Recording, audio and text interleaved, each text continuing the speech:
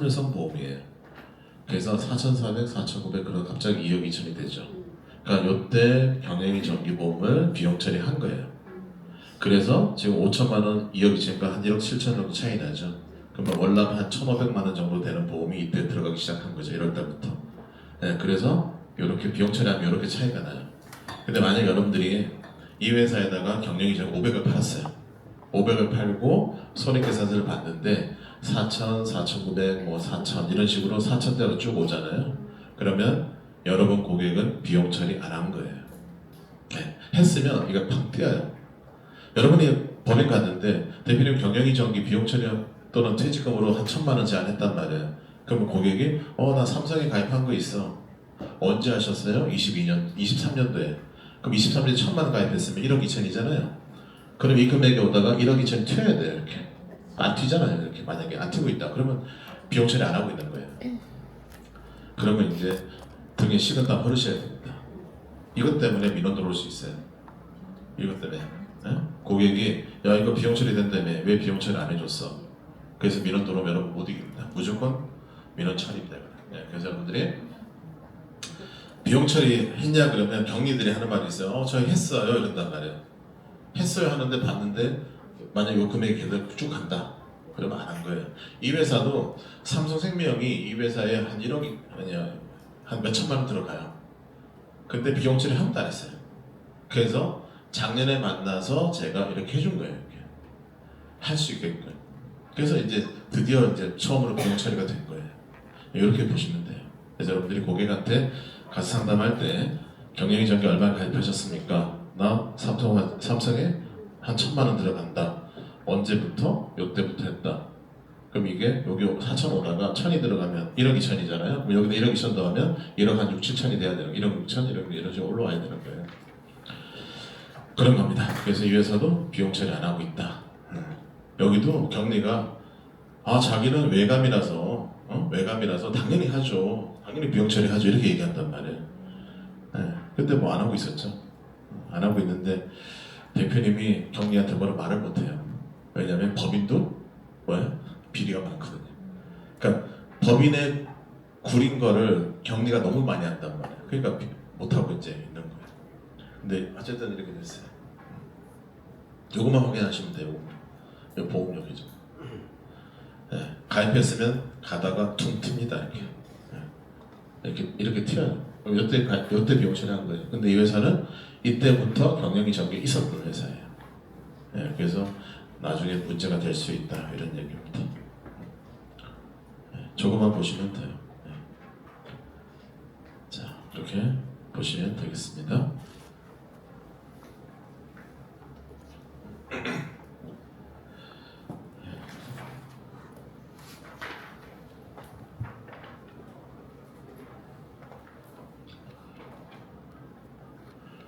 자, 이렇게 보시면 되고, 그 다음에 숙박도 마찬가지죠. 이렇게 동종업종 이율 낮은 거, 그 다음에 인건비 누락, 그죠? 그 다음에 가족명의 계좌로 수입이 분산돼 있다. 가족명의 계좌로 수입이 분산된 건 어떻게 하냐면 이자 소득세 지급된 걸로 알아요. 이자 소득세. 그러니까 금융실명제라서 못 보잖아요. 근데 이자 소득세를 보면 원금이 이자가 얼마인 줄 알고 이자를 알면 원금을 알 수 있죠. 한 4년 전인가 대구지방국세청에서 대구에 있는 통장에 현금 5억 이상 있는 의사들을 세무조사한 적이 있어요. 그때 의사들이 그랬거든요. 아니 통장에 돈 있는 거 지들이 어떻게 알아? 이자 소득세 지급한 거 보면 이자가 얼마인 줄 알죠. 그럼 이자를 역산하면 원금이 얼마인 줄 알죠. 그래 다 틀렸어요. 국세청이 작은 거 아니에요. 여러분이 생각하는 만큼 국세청은 그런 설마 이건 알까? 다 압니다. 아는데 그거 왜 안 하냐? 그냥 효율성이 떨어지는 거죠. 그걸 다 할 만큼 인력도 없고 그러니까 어떻게 해요? 큰 회사만 하는 겁니다. 큰 회사만. 큰 데만 하는 거고 갔을 때 뭐예요? 추징하기 용이한 기업들을 가는 겁니다. 자, 모텔 그 다음에 사우나 이런 데는 세무조사가 어려워요. 어렵다고. 탈루율이 더 높거든요. 어려워요. 근데 세무조사가 제일 많이 하는 게 뭐냐면 제조업이에요. 제조업은 탄루율이 그렇게 높진 않아요. 근데 왜 많이 하느냐? 조사하기가 쉽거든요. 생리조사하기. 네, 그래서 그런 겁니다. 네. 그 다음에 아까 얘기한 정식당. 네, 그죠? 충분히 얘기했죠? 정식당. 고기는 면세, 나머지는 과세. 근데 그거를 전부 다 면세에 긁어서 부가세를 탈세. 이렇게 되는 겁니다. 자, 이렇게 보시면 됩니다. 네.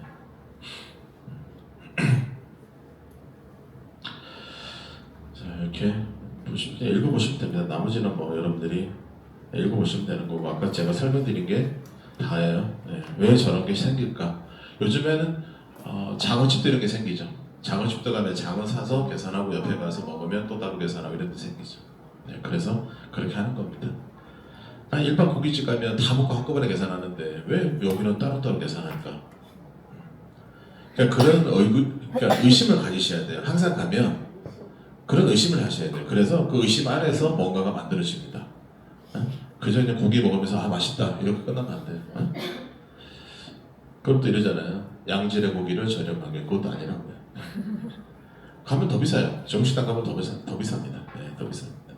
저는 별로 정식당은 잘 안 갑니다. 귀찮으니까. 먹다가 고기 사러 가는 것도 귀찮고, 그죠? 그냥 몇 인분 딱 하면 되는데 먹다가 또 고기 또 갖고 와야 돼. 그래서 귀찮아요. 자, 그렇게 보시면 되겠습니다. 제가 그 서울에 그 메트라이프 지점장 중에 이현수 지점장이 있어요.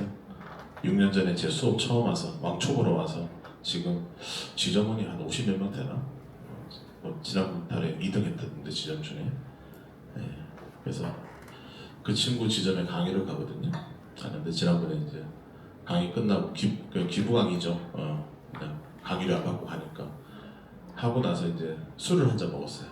술 먹다가 네가 본부장이 되면 내가 메트로 입사한다. 그랬어요. 네. 그래가지고 소문이 잘못 퍼져가지고 야 김도균이 메트로 온다 이렇게 돼버렸어요. 근데 본부장 되면 갈 거예요. 네, 저는 다시 원수사에서 보험 일을 그만둘 겁니다. GS 그만둘 마음은 1도 없습니다. ING는 싫고. 네, 그래서 하여튼 뭐 언젠가 저 메트라이프 옛날에 코드 있었어요. 잠시 있었어요. 네. 세월호 사건 났을 때 제가 메트 재직하고 있었어요. 그래서 뭐, 네. 그래서 요즘에 둘이 싸우잖아요. 이현수하고 신동호랑 둘이 서로 지가 수제자라고 싸우죠. 웃긴 놈이에요. 나는 한 번도 그런 생각 해본 적 없는데 지도 둘이 싸워요. 근데 둘 다 뭐 잘하죠. 신동호가 처음 수업 들을 때 2년 전이었거든요. 그때도 2년 전 메트라이프 MDRT 그 남수경 회장하고 거기 있는 애들하고 수업을 읽고 왔었어요. 왔는데 신동호가 8주 내내 졸았어요. 8주 내내 자다가 나갔다가 나가면 안 들어와. 쉬는 시간 나가면. 네, 그랬었어요. 네. 그래서 저 새끼 뭐지? 그랬었어요. 네. 근데 이제 그때 선배들이 그러니까 메트라이프에 있는 선배들이 대표님 이 친구 그래도 열심히 하니까 좀 잘 가르쳐 주라고. 네, 그러다가 이제 제가 광주에서 이제 이렇게 강의를 하는데 저는 광주는 인원이 아무리 적어도 가거든요. 그래서 그때 수강 인원이 3명이었어요. 3명 놓고 개인 코칭 하듯이 했어요. 그러더니 이제 그때 수업 듣고 얘가 이제 업적이 올라가더라고요. 그래서 그 해에 COT하고 작년에 TOT 했잖아요. 네, 그래서 하여튼 뭐 좀 저를 괴롭히긴 하죠. 시도 때도 없이 문자 오니까. 근데 열심히 하니까 하고. 이현수는 사실은 설계사였으면 성공 못했어요. 지점장이니까 밑에 있는 그때는 매니저죠. 매니저니까 밑에 있는 질문하니까 답을 해야 되잖아요. 그냥 수업 한 번 듣고 걔도 마찬가지예요. 수업을 듣고 있는데 매니저 앉아 있었거든요. 앞에서 보면 이런 거 있잖아요. 하나도 못 알아듣는 멍한 표정. 저 새끼 왜 왔지? 이런 표정이에요. 그래서 이제 끝나고 한 번 더 들었죠. 그러니까 이제 양도 박사 강의를 2번 들었다니까 자기 팀원들이 질문할 거 아니에요. 답을 할 줄 알아야지. 그러니까 지점원들이 팀원들 답을 하면 그걸 그대로 목사한테 나를 보내요. 그럼 내가 그걸 보고 답을 달아주죠. 그럼 답을 보내면 지가 다른 것처럼 또 답을 보내주고 이렇게 한 6개월을 저를 괴롭혔어요. 아침 새벽 6시부터 밤 11시까지만.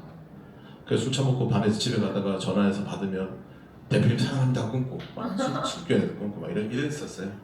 이제 그러다가 이제 팀원이 늘고 계약이 나오니까 늘어났다가 지금 지점장 됐잖아요. 지금 돼서 한 50명 넘나 그랬거든요. 그래서 1년에 2번은 그 시점에 무료 강의 가요. 1년에 2번은. 그래도 뭐 하시면 됩니다. 걔도 처음에 그래요. 근데 여러분들은 설계사 하잖아요. 설계사 하면 나를 강제로 공부시킬 사람이 없어요. 그러니까 여러분은 스스로 하셔야 돼요. 이현수 같은 경우는 팀원들이 괴롭히는 거예요. 지금도 팀원들이 조인 가자고 가야 되잖아요. 지가 가야 되니까 어떻게 해요? 공부를 할 수밖에 없는 강제로. 네, 강제로. 네, 그래서 좀 강제성이 있어야 됩니다. 공부도 강제성이 하셔야 돼요. 여러분 일반 FC 같았으면 내일 하시 뭐 이랬는데 걔는 그런 게 없었어요. 네. 저를 피곤하게 만드는. 그래서 둘이 이제 맨날 싸우죠. 서로 지가 1등이라고. 네. 해보세요 하시면 됩니다. 약간 강제성이 있어야 됩니다. 그러니까 여러분들은 밑에 팀원이 없으니까 강제성보다는 스스로 좀 공부하시면 돼요. 한 6개월만 고생하시면 돼요. 딱 6개월. 저는 법인 영업이 6개월만 좀 이렇게 푹 빠져 있으면 다 하실 수 있습니다. 그러니까 지금부터 공부하시니까 내년 초가 되면 법인 영업 하실 수 있습니다. 충분히 하실 수 있어요. 원래 하시던 분들은 더 편하겠지만 처음 하시는 분들 하실 수 있습니다. 자 보시면 이제 장부 소각인데 이게 문제가 뭐냐면 5년간 보관하셔야 돼요. 5년간 무조건 현금 카드 보관하셔야 돼요. 네. 왜 그러냐면 세무조사를 대비해서 보관하셔야 돼요. 예를 들면 세무조사가 나왔어요. 자 국세청에서 너 4년 전에 주말에 이 카드 누구랑 밥 먹은 거야? 하면 기억 안 나잖아요. 여러분 기억나세요? 안 나죠? 네, 안 납니다. 4년 전에 내가 누구랑 밥 먹으면 어떻게 알아요? 근데 문제는 뭐냐면 그 입증을 해줘야 돼요. 그러려면 영수증 옆에다가 어느 업체 누구랑 아니면 우리 회사의 영업 부서 애들이 주말에 출근해서 야근 이렇게 적어서 보관하셔야 돼요. 그래야 나중에 국세청에서 세무조사가 나왔을 때 입증을 할 수 있는 거예요. 근데 귀찮죠. 영수증을 복사해서 보관한다는 것이. 그러니까 뭐예요? 격리 애들이 대표님 전산에 들어가면 홈택스 들어가면 내역이 다 있습니다. 그랬단 말이에요. 그래서 대표가 내역이 다 나와? 그러면 안 해도 되겠네. 내역은 나오지만 누구랑 먹었는지가 없죠. 국세청은 내역을 따지지 않아요. 이거 누구랑 먹은 거니? 네, 그래서 5년 동안 보관하셔야 되는데 지금은 뭐예요? 그 현금, 신용카드 영수증에 글자가 나라가 휘발성이잖아요. 그래서 복사해서 5년간 보관하셔야 돼요. 얼마나 귀찮아요. 그때 그런 거 하라고 월급 주는 거예요. 저 항상 대표한테 그래요. 대표님 그런 거 하라고 월급 주는 거다. 근데 왜 안 시키냐고. 네, 그래서 하도 말을 해도 안 들어서 제가 이걸 갖고 온 거예요. 5년 동안 법으로 보관하게 돼 있어요. 법이에요, 법. 대표님이 하고 싶어서 하는 게 아니라 법으로 5년간 보관하라고 돼 있는 거다. 이런 얘기입니다. 그래서 이걸 파기하면 세무조사를 받을 수도 있어요. 그래서 절대로 파기하시면 안 돼요. 무조건 5년 동안 보관하시자. 네, 격리들이 하는 말에 넘어가시면 안 됩니다. 나중에 세무조사 나와서 세금 추징되면 격리가 세금 대신 내주는 거 아니에요. 세금 내돈 나가는 거예요. 이렇게 보시는 거고요. 인건비. 네.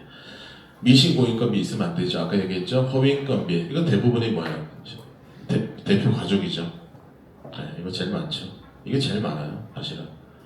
배우자들은 전부 다 뭐예요? 이사나 감사로 해놓고 월급을 줘요. 거기다가 뭐예요? 일도 안 하는데 법인차도 내줘요.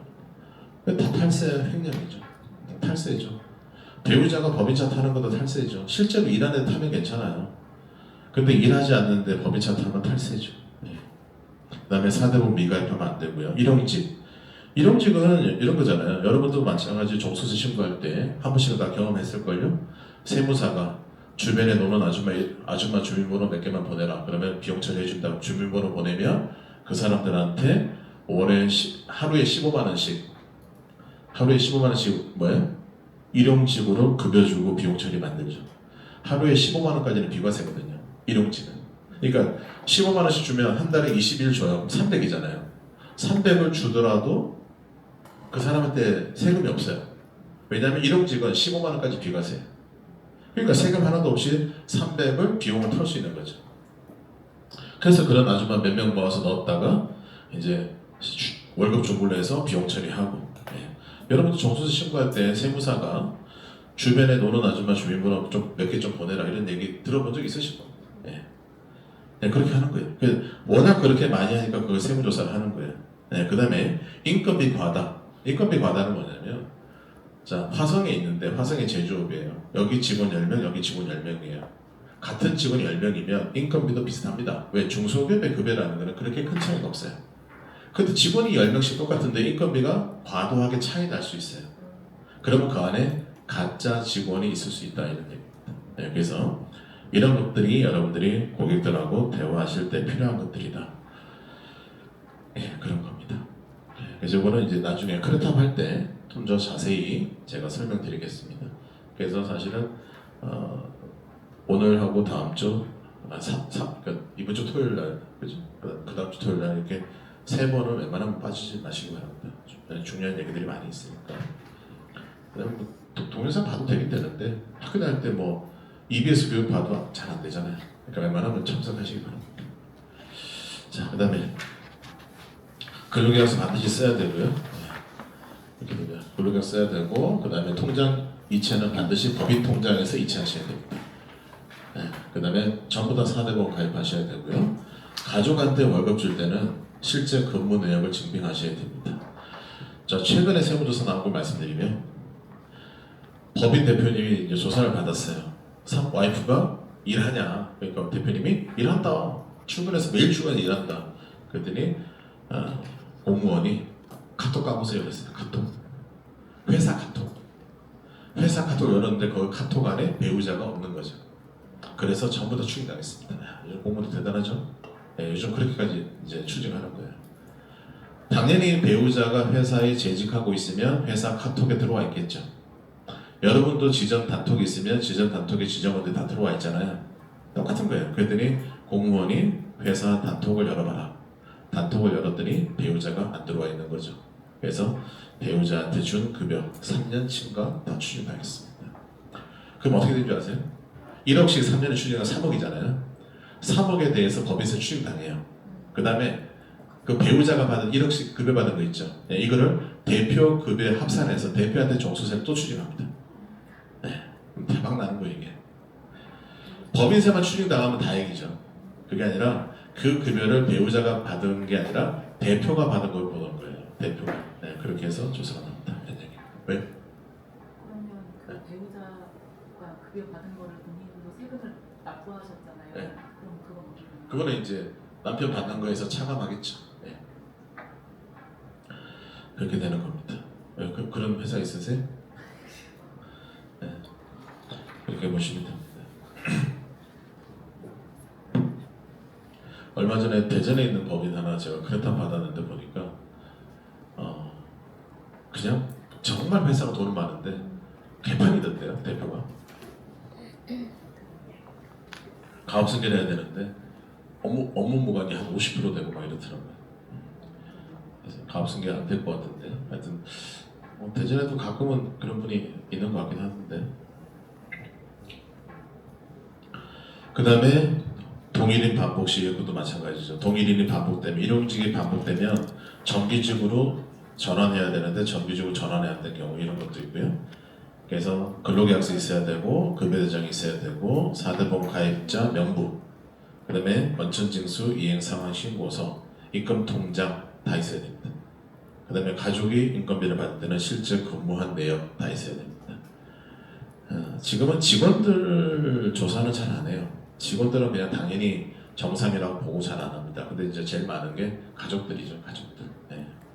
옛날에는 법인 가시면요, 한 2명 정도는 직원이 아닌데 가짜 직원이 있었어요. 근데 그 가짜 직원이 사이 좋을 때는 괜찮은데 사이가 틀어지면 이제 걔들이 이제 터뜨리거든요.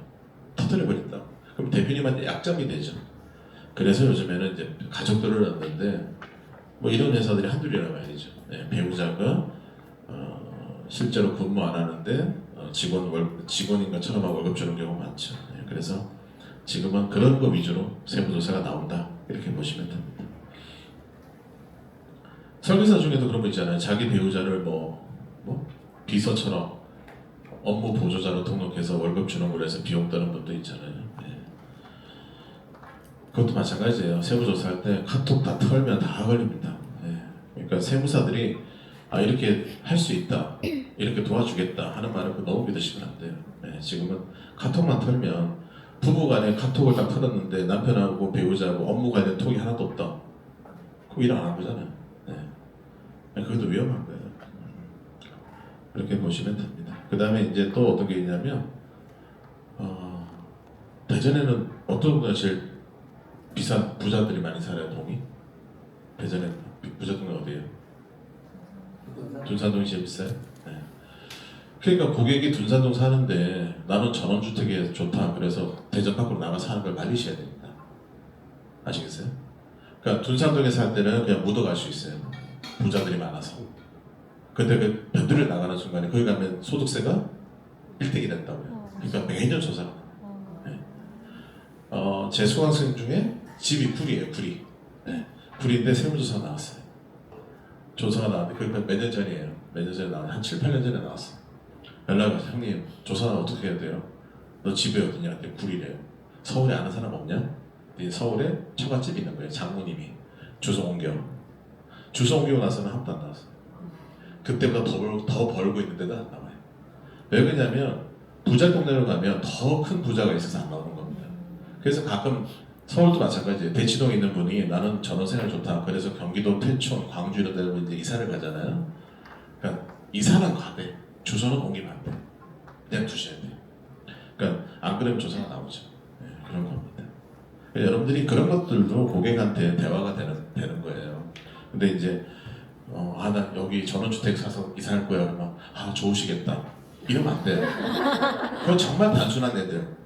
그 좋으시겠다가 아니라 좋긴 하겠죠. 근데 문제는 뭐예요? 그 다음에 리스크. 네, 그래서 절대로 전원주택은 사는 거 아니에요. 살아보셨어요? 네. 제가 제 고객이 전원주택이 있어서 한 달만 살아보자. 한 달 들어갔다가 보름 만에 나왔어요. 개꿀 여름에 웬 벌레가 그렇게 많고, 그죠? 겨울에 들어가 봐요. 저기 가스가 안 들어오잖아요. 기름 보일러예요. 네. 집안에 있어도 옷 다 입고 있어야 되고요. 내가 있는 데만 보일러 돌려야 되고요. 네. 전원주택 좋지 않습니다.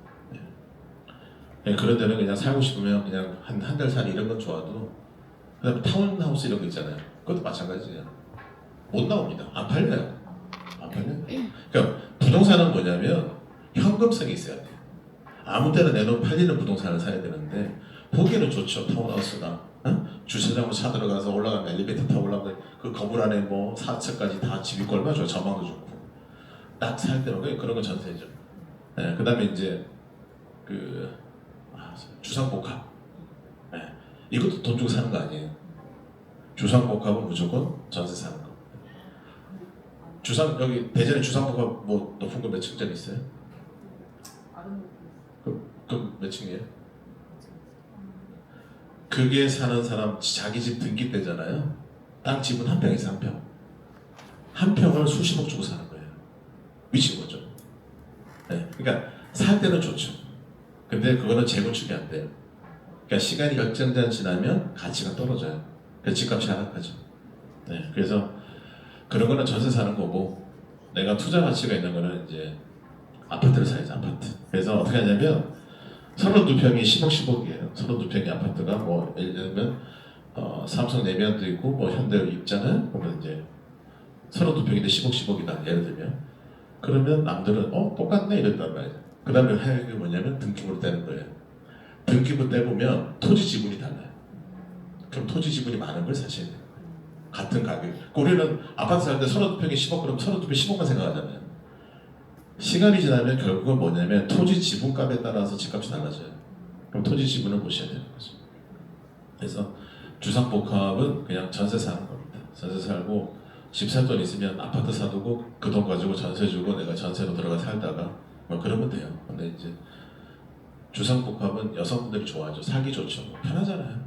건물 안에 다 해결되잖아요. 네, 그러니까 좋은 건데 나중에 보면 그렇게 좋지 않습니다. 서울에 지금 집값 올라가는 다 주상복합이 아니고 아파트들이 많이 올라요. 현대 아파트 보세요. 아파트 135억이잖아요. 아파트 한 채가 135억이에요.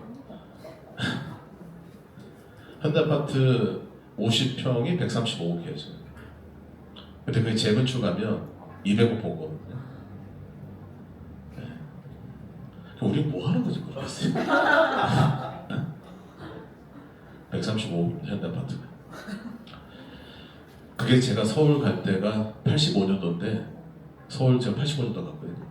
그때 그 아파트가 4천만 원 했어요. 4천. 그럴 겁니다. 순간의 선택이 그때 그걸 샀어야 되는데 우리 부모님이 딴 데 사는 바람에 네, 아무튼 그렇습니다. 자, 넘어가겠습니다. 그래서 이제 가금의 세금 계산서 사면 안 돼요. 가공의 세금. 요거는 뭐냐면 우리가 자료상이라 그래요. 자료상. 돈 주고 사는 거예요. 실제는 거래는 안 하는데 부가세 주고 계산서를 사오는 겁니다. 그 다음에 대표님의 개인적인 지출을 사업 경비로, 그 다음에 허위 인건비, 허위 컨설팅 외주비, 그 다음에 법인카드 사적 사용하는 거, 이런 것들이 다 지금 조사가 되고 있다. 이 중에서 가장 많은 조사가 되는 게 법인카드의 사적 사용입니다. 그래서 지금은 공휴일날 카드 쓰는 거, 그 다음에 빨간날 카드 쓰는 거, 이게 첫 번째 조사 대상이고요. 그 다음에 나오는 게 뭐냐면 심야 시간대 카드 쓰는 거, 네, 그 다음에 원그립 카드. 그러니까 회사는 화성에 있는데 법인카드를 부산에서 썼다, 이런 거 조사한다는 거죠. 네, 그래서 그런 것들이 지금 세무조사 대상에 들어가 있다. 그래서 첫 번째는 공휴일, 그죠? 주말이나 공휴일, 빨간날 쓰는 거. 두 번째는 이제 심야 시간대. 그 다음에 원거리 사업장에 쓰는 거. 네, 이런 것들이 조사 대상입니다. 그 다음에 이제 무조건 하면 안 되는 게 있죠. 그게 뭐예요? 병원비, 학원비, 네, 이런 거죠. 그런 건 하면 안 되죠. 네, 그런 건 절대 하시면 안 됩니다. 병원비, 학원비는. 예. 근데 이제 이런 분 있어요. 남편이 와이프한테 야, 이거 법인카드인데 필요한 데 있으면 써서 준단 말이에요. 그럼 배우자가 이제 그런 걸 잘 모르는, 사회 물정을 모르는 분들은 그 카드 가지고 쇼핑한단 말이에요. 이러면 안 된다는 거죠. 네. 꽤 많아요. 네. 꽤 많아요. 여러분들이 볼 때는 야 그게 말이 돼 하지만 집에서 살림만 하시는 분들은 그런 개념이 별로 없어요. 신랑이 카드 줬으니까 쓰는 거예요, 그냥. 네, 쓰라고 줬으니까 쓰는 거예요. 네. 그 나중에 문제 터지면 이제 야 그런 데 쓰면 어떡해. 네. 어디다 써야 되는데 이마트 장 볼 때 그럼 다시 가져가 이러는 거 아니에요. 네. 그것만 써야 되면 다시 가져가라 이렇게 나올 수도 있죠. 네. 그래서 하시면 안 되고요. 자, 그 다음에 밑에 내려오면 여기 이제 제일 많은 게 이거죠. 내부자 고발. 그래서 사실은 직원들이 그만두면 노동청에 가는 것이 아니라 요즘에 국세청에 갑니다. 네.